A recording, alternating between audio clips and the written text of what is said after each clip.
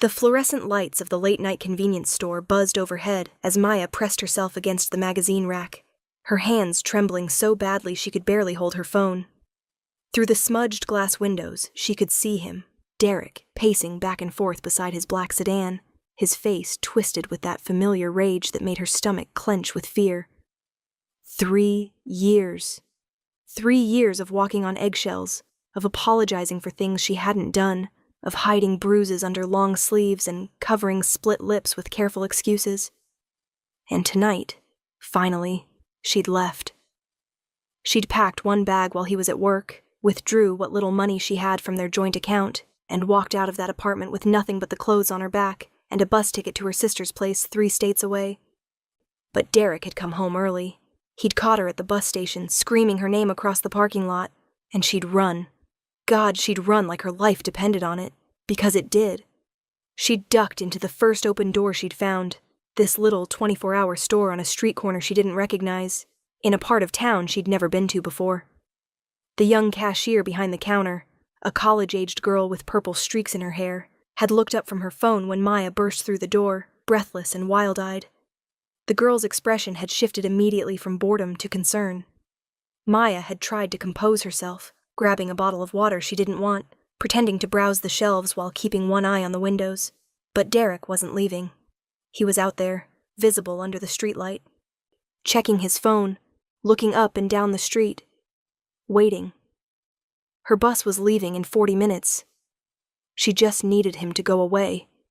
Just needed him to give up and leave, to think she'd gotten away somehow, that she wasn't worth chasing anymore.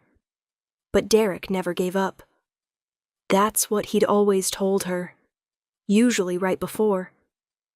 Maya forced the thought away and moved toward the counter on shaking legs. The store was empty, except for her and the cashier. Empty, except for... She'd noticed him when she first came in, but fear had pushed everything else from her mind. A man stood near the back of the store by the refrigerated section, tall and imposing in an expensive-looking black coat, dark hair swept back from a face that could have been carved from marble. He was looking at the energy drinks with an expression of faint distaste, as though the very existence of neon-colored beverages personally offended him. Maya approached the counter and set down the water bottle. The cashier rang it up, and Maya fumbled for her wallet, but her hands were shaking too badly. The bills scattered across the counter. "I'm sorry," Maya whispered, trying to gather them. "I'm so sorry, I just—" "Hey," the cashier said gently, her young face full of sympathy. "It's okay. Take your breath. Are you all right?" Maya opened her mouth to say yes, to lie the way she always lied, but the words wouldn't come. Instead, she found herself leaning forward, her voice dropping to barely a whisper. "There's a man outside, in the parking lot. I can't leave while he's there. Can I stay here until he leaves? Please? I'll buy something else. Of course you can stay," the cashier said immediately, her hand reaching across the counter to briefly squeeze Maya's. "Stay as long as you need. Do you want me to call the police?" "No." The word came out too sharp, too quick. Derek was a cop. Not officially anymore. He'd been forced to resign 2 years ago after an incident, but he still had friends on the force. Friends who believed his version of things, who thought Maya was hysterical, dramatic, who'd told her more than once that maybe if she tried harder to be a good girlfriend, Derek wouldn't get so frustrated. The last time she'd tried to file a report, the officer had taken Derek aside for a man-to-man talk, and then suggested maybe Maya should think about anger management classes for herself. Okay, the cashier said, picking up on Maya's panic. "No police, but you can definitely stay. I'm here until 6 a.m. anyway." 6 a.m. Maya's bus would be long gone by then. But maybe that was okay. Maybe she could catch another one. Maybe she just needed to wait Derek out, let him think she'd slipped away somehow, gotten into a cab, disappeared into the city. Maybe the bell above the door chimed. Maya's heart stopped. She spun around, certain it was Derek, certain he'd seen her through the window, certain this was it. But it wasn't Derek. It was the man from the back of the store. He moved with the kind of fluid grace that seemed almost out of place in the harsh fluorescent lighting, his expensive coat catching the light as he approached the counter. He was carrying a single energy drink. Apparently he'd made his peace with the neon beverages, and his eyes were the coldest shade of blue Maya had ever seen. Those eyes swept over her, taking in everything in a single glance. Her tear-stained face, her white-knuckled grip on the counter, the way she was positioned to see the parking lot through the windows. And something in his expression shifted, something that Maya couldn't quite read. He set the drink on the counter, reaching into his coat for his wallet, and that's when Maya saw it. The gun holstered at his side, just visible for a split second beneath the expensive fabric. She must have made a sound, some small gasp or whimper, because those blue eyes cut to her again, sharper this time. "I'm listening," he said, and his voice was like smoke and velvet, dark and smooth and utterly controlled. "From the line." Maya blinked, confusion cutting through her fear. "What?" "Your question," he continued, his eyes never leaving hers. "To the cashier. Can I stay here until he leaves?" "I heard you. I'm listening." The cashier glanced between them, clearly uncertain. The man pulled out his wallet, leather, thick with bills that probably cost more than everything Maya owned, and extracted a $100 bill, setting it on the counter. "Keep the change," he said to the cashier, then turned his full attention to Maya. "The man outside in the black sedan. He's the one you're hiding from." It wasn't a question. Maya found herself nodding anyway, her throat too tight for words. The man's expression didn't change, but something in the air around him seemed to shift, to become somehow colder and more dangerous. He moved to the window, casual, unhurried, as if he was simply looking out at the night. But Maya saw the way his eyes tracked Derek's movements, calculating, assessing. "He's getting impatient," the man observed, "checking his phone every 30 seconds, looking at the door. He knows you're in here."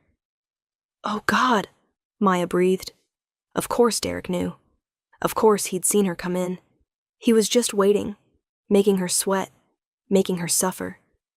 It was what he did best. "How long?" the man asked, still watching the window. "How long what?" "How long has he been hurting you?" The question hit Maya like a physical blow. She'd gotten so good at hiding it, at pretending, at making excuses. But this stranger had seen through everything in less than 5 minutes. "I don't know what you—" "Don't!" The single word cut through her attempted denial. He turned from the window to face her fully, and the intensity in those blue eyes made her breath catch. "I've seen enough broken bones and split lips to recognize the fear in someone's eyes when they're running from their abuser. So I'll ask again. How long?" Maya felt tears burning in her eyes. 3 years, she whispered. "Tonight was the first time I tried to leave." "And he found you?" "At the bus station. I ran. I ran." The man nodded slowly, as if this confirmed something he'd already suspected. He reached into his coat, that same coat where she'd seen the gun, and Maya tensed, but he pulled out a phone instead.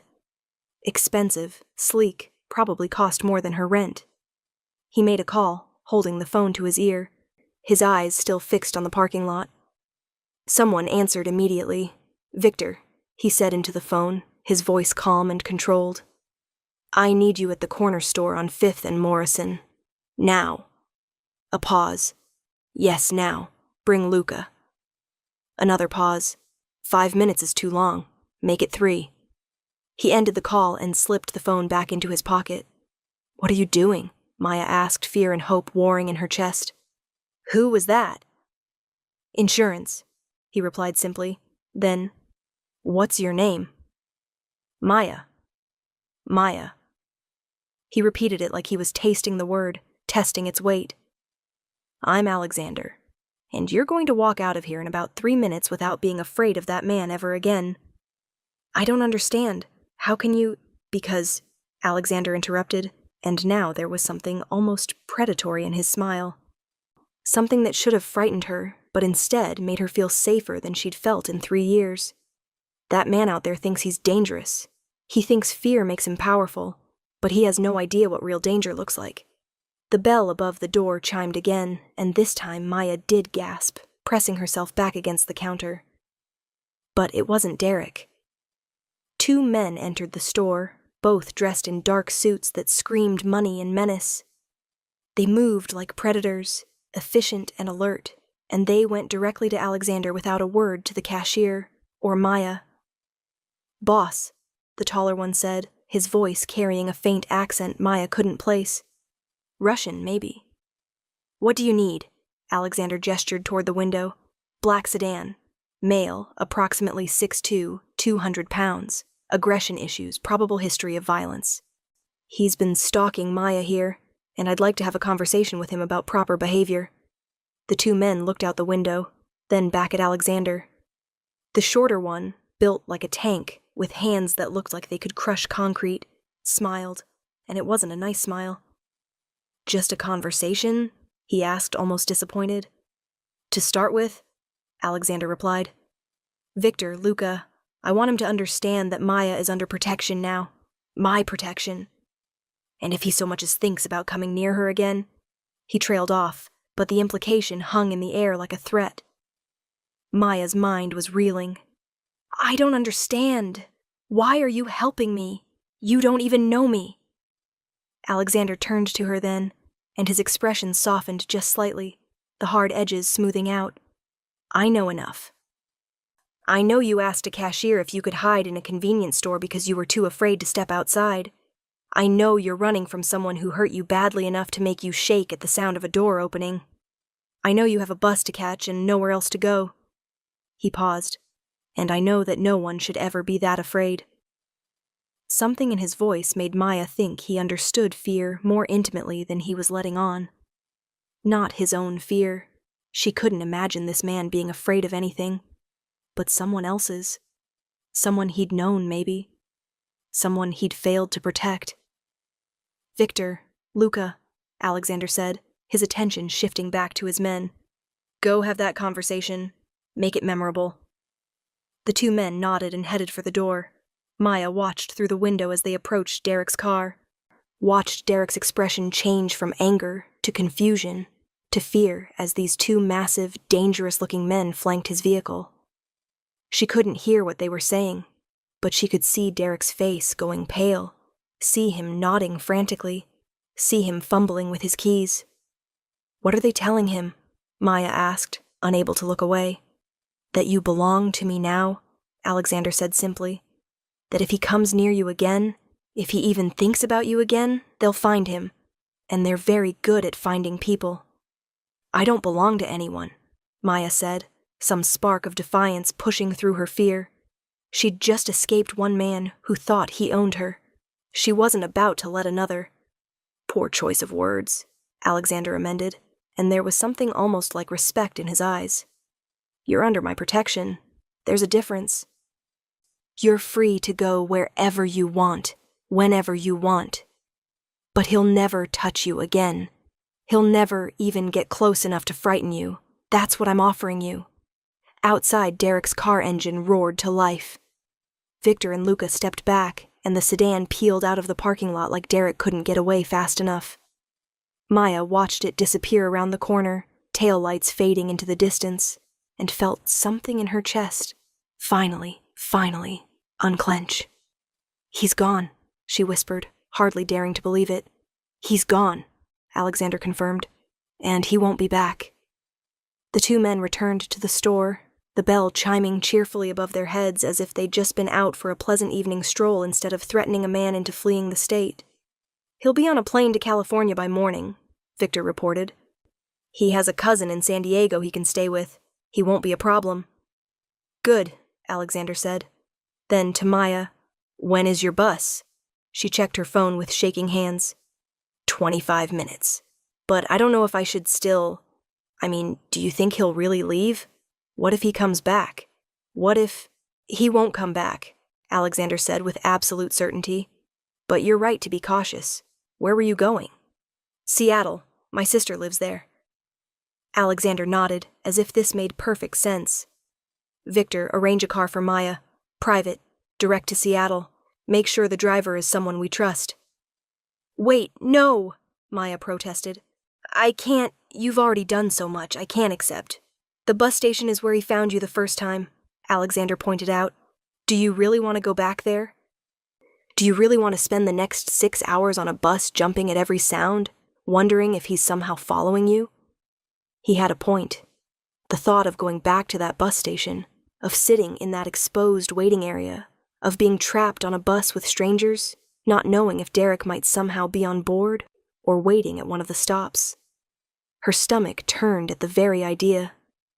"I don't have money for a private car," she admitted, hating how small her voice sounded. "I barely had enough for the bus ticket." "Did I ask if you had money?" Alexander's tone was gentle but firm. "Consider it a gift, or a loan if it makes you feel better. You can pay me back when you're settled, when you're safe, when you're ready. But right now, tonight, let me do this for you." Maya looked at him, really looked at him.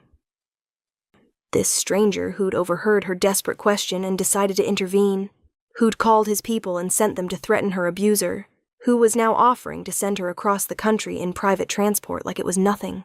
She should be suspicious. She should be afraid. Every instinct should be screaming at her to run from this obviously dangerous man with his gun and his hired muscle and his cold blue eyes. But all she felt was grateful and exhausted and so tired of being afraid. "Okay," she whispered. "Okay, thank you." Alexander's expression softened again, and he reached out slowly, giving her plenty of time to pull away, and gently tucked a strand of hair behind her ear. His touch was surprisingly gentle for hands that clearly knew violence. "You're stronger than you think, Maya," he said quietly. "Walking out tonight, running when you needed to, asking for help. That takes courage. Don't forget that." Tears spilled down her cheeks, and this time she didn't try to hide them. When was the last time someone had told her she was strong? When was the last time anyone had looked at her with anything other than pity or contempt? Victor stepped forward, his phone in hand. "Car will be here in 10 minutes. Driver's name is Marcus. He's done this run 100 times. He'll get her there safe." "Good," Alexander said, then turned back to Maya. "Give Victor your sister's address. He'll make sure the driver has it." Maya recited the address, watching as Victor typed it into his phone with thick fingers that seemed too large for the delicate task, but moved with surprising precision. What do you do?" Maya asked Alexander, curiosity finally breaking through her shock. "Why do you have people who can make someone leave town with just a conversation? Why do you carry a gun to buy energy drinks at midnight?" Alexander smiled, and it was the kind of smile that suggested she didn't really want to know the answer. "I'm in import-export," he said, which was clearly a lie, or at least a massive oversimplification. "Let's just say I have resources, and I don't like to see them go to waste, especially when they can help someone who needs it." The cashier, who'd been watching all of this with wide eyes and forgotten all about the abandoned energy drink on the counter, suddenly spoke up. Are you like a mob boss or something?" Luca barked out a laugh. Victor smiled. Alexander just looked amused. "I prefer independent businessman," he said dryly. Then, to Maya, "Does it matter?" And the strange thing was, it didn't. Not really. Maybe it should have. Maybe she should have been terrified, should have been running from this man and his casual violence and his clear disregard for normal rules. But all she could think about was how he'd listened to her desperate question, how he'd seen her fear and decided to do something about it, how he'd given her back something she'd thought was lost forever. The ability to not be afraid. "No," she said honestly. "It doesn't matter." A black car pulled up outside, sleek, expensive, tinted windows that probably cost more than her entire wardrobe. A man got out from the driver's side, tall and professional in a dark suit, and stood waiting by the vehicle. "That's Marcus," Victor said. "He's ready when you are." Maya looked down at herself. She was still wearing the clothes she'd fled in, carrying nothing but her small backpack, with one change of clothes and her meager savings. Everything else she owned was still in that apartment with Derek, and she'd never get it back. But somehow, right now, that seemed okay. They were just things. She was getting out with her life, with her freedom, with a chance to start over. That was more than enough. "I should go," she said, but her feet didn't move. She looked at Alexander, this dangerous stranger who'd become her unlikely savior, and felt a strange reluctance to leave. "I don't know how to thank you." "You already did," Alexander said. "You asked for help. That's harder than most people think." He pulled out his phone again and held it out to her. "Put your number in." Maya took the phone with shaking hands, typed in her number, and gave it back. Alexander saved it under her name, then sent her a text, just a period, nothing else, so she'd have his number too. "If you need anything," he said, "and I mean anything, a place to stay, money, someone to talk to, or just anything, you call me. No matter what time it is, no matter what you need. Understand?" Maya nodded, clutching her phone like a lifeline. "I understand." "Good." He gestured toward the door. "Go. Marcus will take care of you. And Maya?" He waited until she looked him in the eyes. "You're going to be okay. This is the hardest part. Right now, tonight. It gets easier." She wanted to believe him. God, she wanted to believe him so badly. Victor walked her to the car, and Marcus opened the back door with a professional nod. The interior was all leather and luxury, a world away from the dirty bus she'd been planning to take. Maya climbed in, setting her backpack on the seat beside her, and looked back through the window. Alexander was standing in the convenience store doorway, backlit by the fluorescent lights, watching her leave. Their eyes met, and he raised one hand in farewell. Maya raised hers back. Then the car door closed, and Marcus was pulling away from the curb, and the store was disappearing behind them. "You comfortable, miss?" Marcus asked from the front seat, his voice gruff but kind. "It's about a 6-hour drive. There's water in the compartment next to you, and blankets if you get cold. You just let me know if you need anything." "Thank you," Maya managed, her voice thick with tears she didn't try to hide anymore. She pulled out her phone and looked at the text Alexander had sent. That single, meaningless period that somehow meant everything. Then she opened a new message and typed, "Thank you. For everything. I'll never forget what you did for me tonight." She hit send before she could second-guess herself, then leaned back against the leather seat and watched the city lights blur past the window. Somewhere back there, Derek was probably on his way to the airport, too afraid of Alexander's men to ever come back. Somewhere ahead of her, in Seattle, her sister was waiting, ready to help her rebuild her life from nothing. And somewhere in between, in a convenience store she'd stumbled into out of sheer desperation, a dangerous man with cold blue eyes had decided she was worth saving. Her phone buzzed. A text from Alexander. "You don't need to forget. You need to remember. Remember that you're stronger than your fear. Remember that you deserve safety and kindness. Remember that you asked for help, and help came. Take that with you, Maya. You're going to need it." Fresh tears spilled down her cheeks, but for the first time in 3 years, they weren't tears of fear or pain. They were tears of relief, of gratitude, of something that felt almost like hope. She typed back, "I'll remember. I promise." His response came quickly. "Good. Now rest. You have a long drive ahead of you." Maya smiled despite her tears and tucked the phone back into her pocket.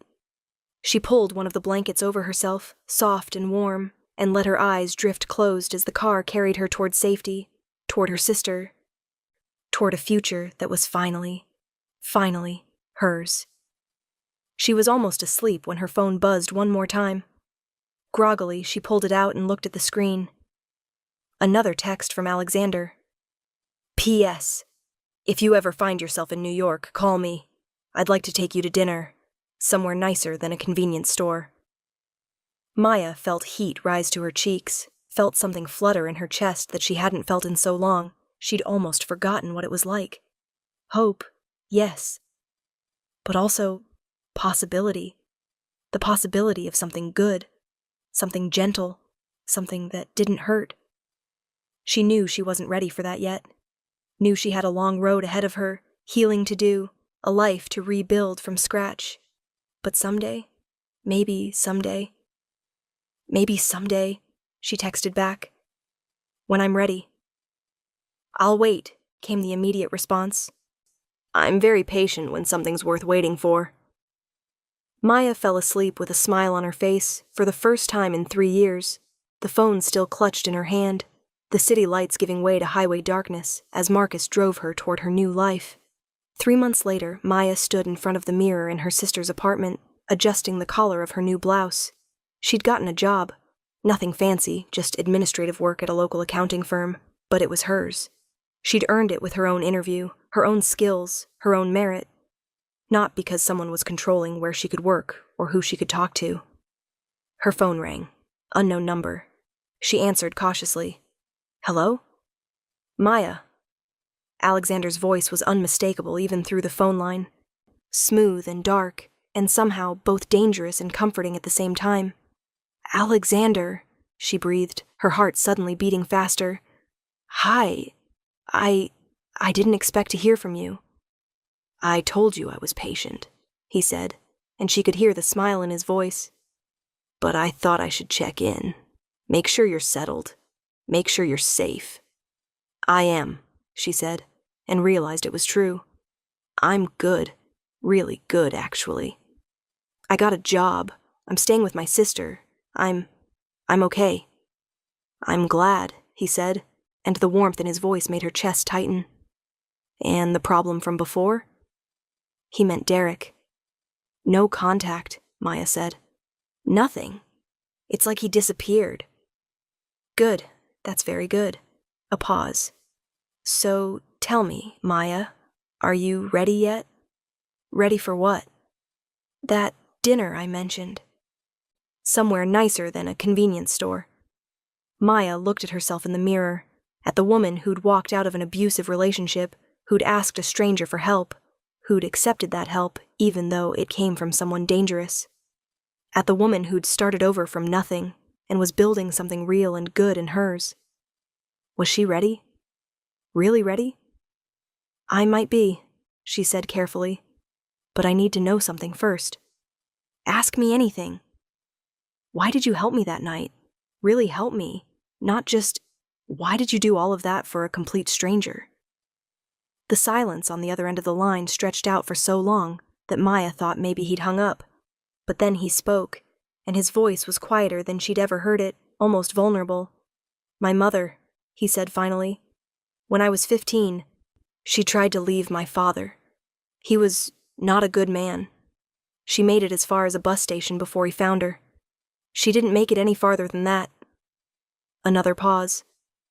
I was too young to help her then. Too weak, too powerless. But I'm not that boy anymore, Maya. And when I heard you asking that cashier if you could hide until he left, I heard my mother's voice. I saw her fear, and I couldn't walk away. Maya felt tears burning in her eyes again. I'm so sorry. Don't be sorry. Just be safe, be happy. Build the life she never got to have. That's all I want. Is that really all you want? Maya asked, surprising herself with her boldness. No, Alexander admitted. I want that dinner. I want to hear about your new job and your sister and how you're doing. I want to make sure you're really okay. And maybe, he trailed off. Maybe what? Maybe I want to get to know the woman who was brave enough to ask for help. The woman who trusted a dangerous stranger because she knew she needed to get out. The woman who's building a new life from nothing. That woman sounds like someone worth knowing. Maya smiled, feeling something warm unfold in her chest. She is, she said. And she'd like to have dinner with you. When can you come to Seattle? I can be there this weekend, Alexander said immediately. If that's not too soon. It's not too soon, Maya said, and she meant it. Alexander arrived in Seattle on a Friday evening, and Maya met him at a restaurant downtown, not too fancy, not too casual, just a quiet place with good food and soft lighting where they could actually talk. He was waiting at the table when she arrived, standing when he saw her, and Maya was struck all over again by how he looked. expensive suit, perfectly tailored. Dark hair swept back from a face that could have sold magazines. Those cold blue eyes that warmed when they landed on her. Maya, he said, and the way he said her name made her feel like it was something precious. Alexander, she replied, letting him pull out her chair. They ordered wine. He chose a bottle that probably cost more than her weekly salary, and then they talked. Really talked. About her job, about her sister, about Seattle and how different it was from the city she'd fled. About his work.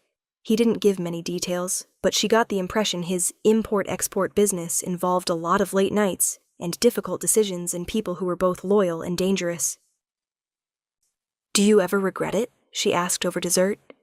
The life you lead, the things you have to do. Alexander considered this, swirling the wine in his glass. Every day, he admitted. But it's the life I chose, and it's given me the resources to help people when they need it. Like you. I'm not sure that one good deed balances out whatever else you do. Neither am I, he said honestly. But it's something. Maya reached across the table and took his hand. That hand that she knew could be so dangerous, could hurt and threaten and intimidate, but had only ever been gentle with her. It was everything to me, she said quietly. That night, what you did, it was everything. His fingers tightened around hers. You would have found a way out regardless. You were already running. You already had your bus ticket. You already knew what you needed to do. But I was so scared, Maya whispered. And you made it so I didn't have to be scared anymore. You'll never have to be scared again, Alexander said, and it sounded like a vow. Not while I'm here. They left the restaurant together, walking through the Seattle streets as rain began to fall. Just a light drizzle, the kind that made the city lights reflect on wet pavement like stars. Alexander offered her his coat, and she accepted, wrapping herself in expensive fabric that smelled like him. Something dark and complex and masculine. Can I see you again tomorrow? He asked when they reached her sister's building. Or is that too presumptuous? You can see me tomorrow, Maya said, and the day after that, if you're staying. I'm staying, Alexander said immediately. As long as you want me to. Maya looked up at him, at this dangerous, complicated man who'd saved her life with a phone call and 2 hired guns, who'd sent her to safety in a private car, who'd waited 3 months before calling because he wanted her to be ready, who looked at her like she was something precious and breakable and strong all at once. She stood on her toes and kissed him. It was just a brief press of lips, nothing deep or demanding, just a kiss, a thank you, a maybe, a possibility. When she pulled back, Alexander's eyes had darkened, and he was looking at her with an intensity that should have been frightening, but somehow wasn't. That was unexpected, he said, his voice rough. Was it? Maya asked, feeling braver than she'd felt in years. I thought you said you were patient when something was worth waiting for. I did say that, Alexander agreed, but I didn't think... He trailed off, then smiled, a real smile, warm and genuine and almost boyish. You're full of surprises, Maya. Good, she said. So are you. He kissed her forehead gently, then stepped back. Good night, Maya. I'll call you tomorrow. Good night, Alexander. She watched him walk away, his expensive coat draped over his arm now, and felt something settle in her chest. Something like peace. Something like happiness. Something like the beginning of forever. 6 months after that, Maya stood in a different apartment, one she shared with Alexander now, in a different city, in a different life. She'd transferred her job remotely, and Alexander had insisted she didn't need to work at all. But she'd kept it anyway. She needed to be her own person, needed to know she could take care of herself.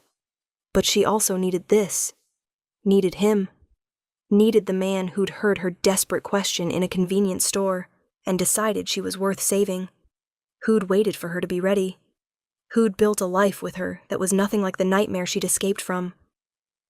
Alexander came up behind her as she stood at the window watching the city lights, wrapping his arms around her waist and pulling her back against his chest, What are you thinking about? He murmured into her hair.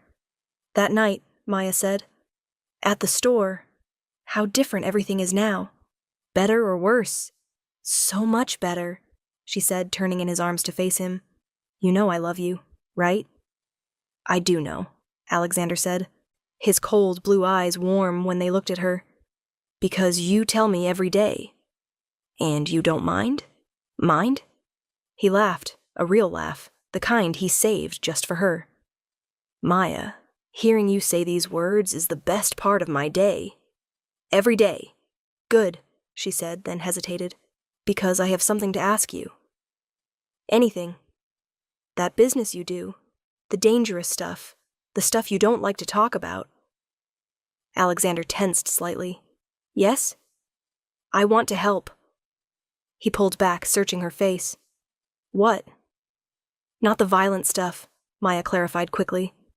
But the other things. The people you help. Like you helped me. I know there are others. Victor mentioned it once. About the women you've sent to safe houses. The families you've relocated. I want to help with that. I want to be part of it. Maya, Alexander began, but she cut him off. I know what it's like to need help and not know where to find it. I know what it's like to be afraid, to be desperate, to have nowhere to turn. And I know what it feels like when someone offers you a hand out of that darkness. Let me be that hand for someone else. Please. Alexander looked at her for a long moment, his expression unreadable.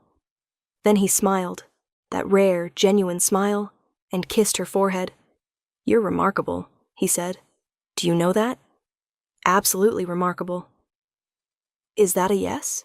That's a yes. We'll start tomorrow. I have 3 cases that could use someone with your perspective. He paused, then added, But Maya, this life, it's dangerous. There are people who would hurt you to get to me. Are you sure you want to be part of this? Maya thought about Derek. About the fear she'd lived with for 3 years. About the way she'd hidden in a convenience store and whispered a desperate question to a stranger. She thought about the life she'd built since then, about the strength she'd found in herself, about the man who'd seen her at her lowest and decided she was worth saving. I'm sure, she said. We're in this together. Together.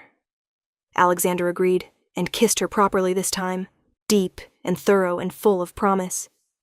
And Maya kissed him back, knowing that she'd finally found her home.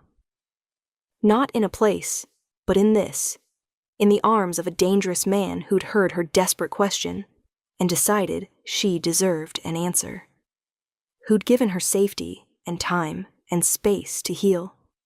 Who'd waited for her to be ready and then built a life with her worth living. She'd asked the cashier if she could stay until he left. She'd never imagined that the answer would change everything. But sometimes, the right person hears you at exactly the right moment. And sometimes, desperate questions have unexpected answers. And sometimes, just sometimes, the most dangerous man in the room turns out to be exactly what you need to feel safe again. I love you, Maya whispered against his lips. I love you too, Alexander replied. Forever. And this time, when someone promised her forever, Maya actually believed it. Because this time, forever was hers to keep. 3 weeks after Maya started working with Alexander's network, helping relocate families and connect vulnerable women with resources, she walked into their apartment at 11 p.m. and found Alexander standing in the living room with blood on his shirt. Not his blood. She knew immediately it wasn't his because he was standing too easily, moving too fluidly as he poured himself a drink with steady hands. But there was blood splattered across his white dress shirt, dark spots that looked black in the low lighting, and his jacket was crumpled on the floor like he'd torn it off the moment he'd walked through the door. Alexander? Maya's voice came out smaller than she intended. He turned, and his face was a mask she'd never seen before. Cold, empty, dangerous in a way that reminded her viscerally that this man had killed people. Had probably killed someone tonight. You should be asleep, he said, his voice flat. It's 11. I was waiting for you. Maya set down her bag carefully, her mind racing. What happened? Nothing you need to worry about. There's blood on your shirt, I'm handling it. Alexander. I said I'm handling it, Maya. His voice was sharp now, cutting, and Maya flinched despite herself. The flinch was involuntary, instinctive, a response burned into her body by 3 years with Derek. And the moment it happened, the moment her shoulders hunched and her head ducked, she saw Alexander's expression shatter. God, he breathed, setting down his drink with shaking hands. God, Maya, I'm sorry. I'm so sorry. I didn't mean... I would never... I know, Maya said quickly, forcing herself to straighten to meet his eyes. I know you wouldn't. It's just reflex. I'm sorry. Don't apologize. Alexander stayed where he was, giving her space, and she could see him physically trying to pull himself together. This is my fault. I shouldn't have snapped at you. I shouldn't have come home like this. I should have cleaned up first, should have made sure you didn't see... See what? Maya asked. See that your work is dangerous? See that sometimes you have to do things that aren't clean or easy? Alexander, I knew what you were when I fell in love with you. You don't have to hide it from me. Yes, I do, Alexander said roughly. Because you've seen enough darkness, Maya. You've lived through enough fear.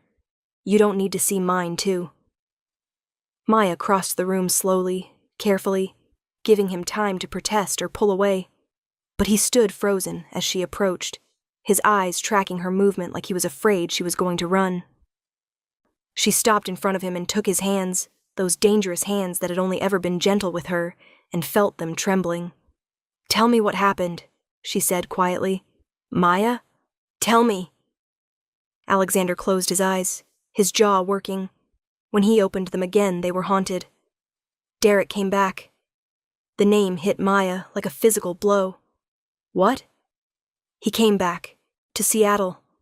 He found out where you were working, where you were living. He had a gun.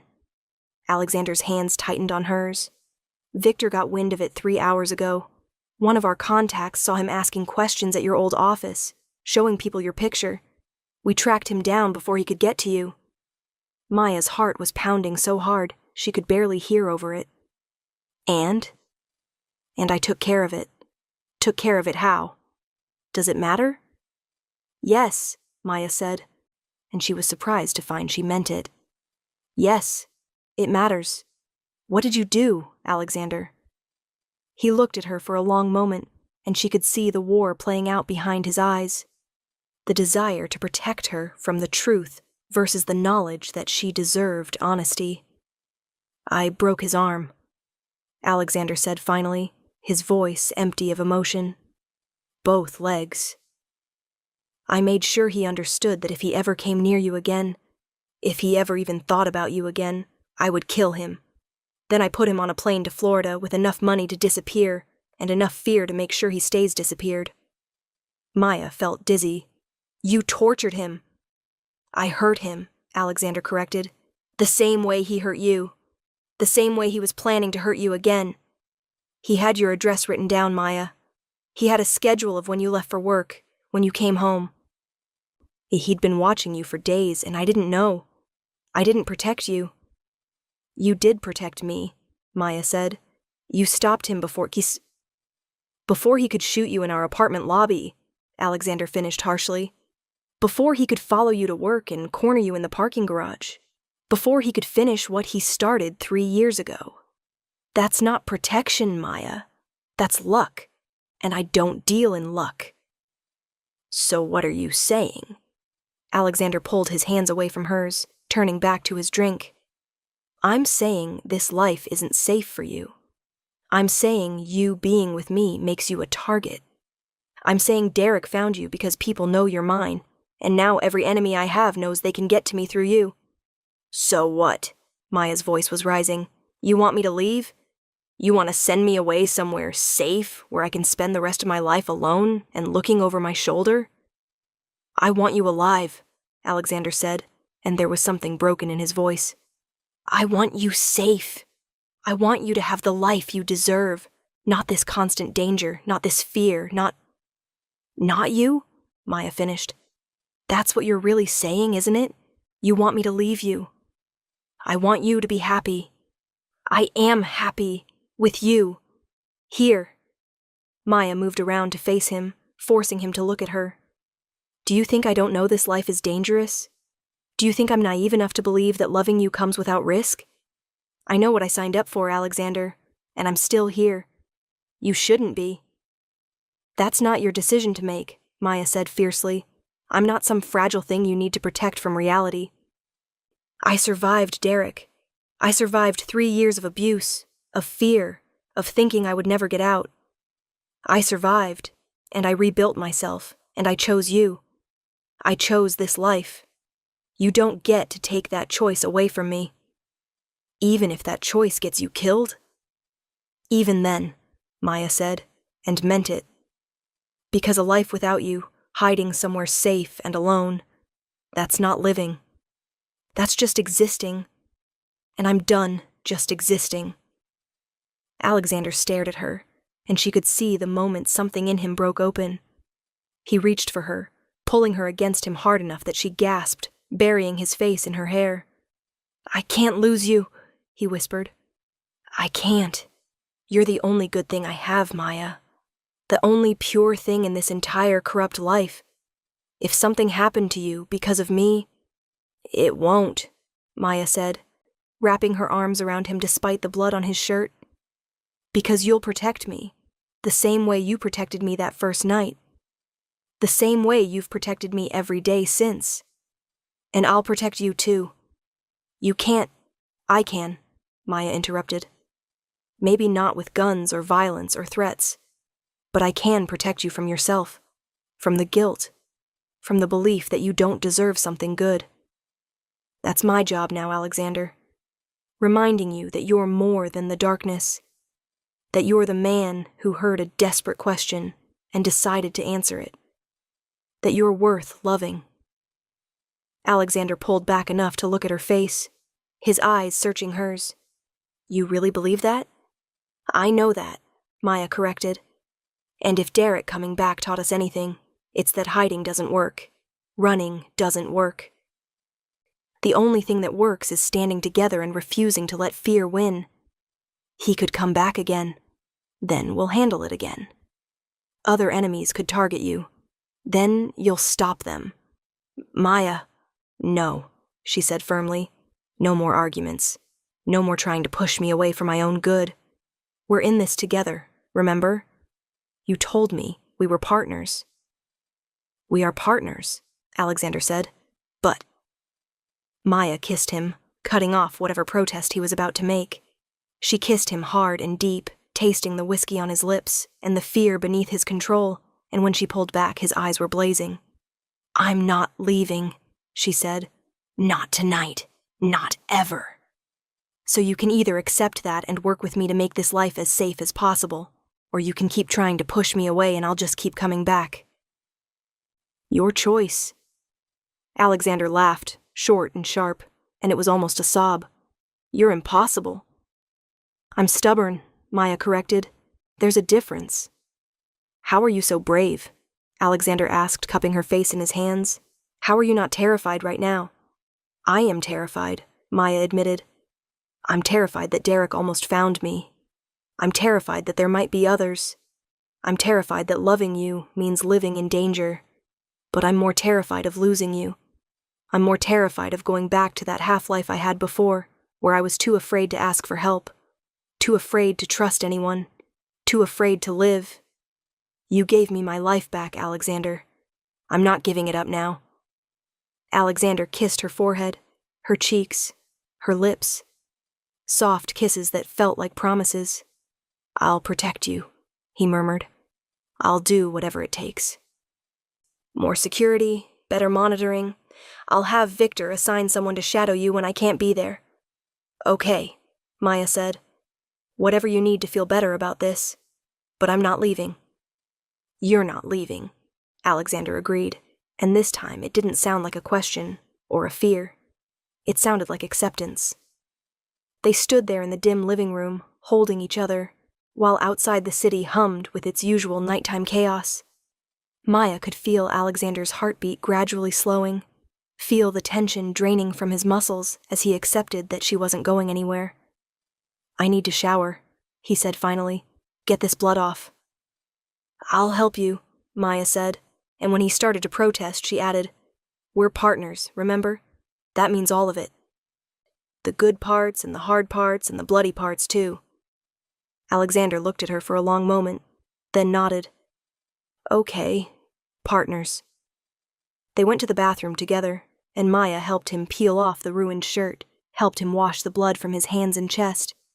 The water ran red in the shower, swirling down the drain, carrying away the evidence of what he'd done to protect her. When they were clean and dry and dressed in comfortable clothes, Alexander pulled Maya into bed and held her like she might disappear if he let go. "I love you," he said into the darkness, "more than I've ever loved anything."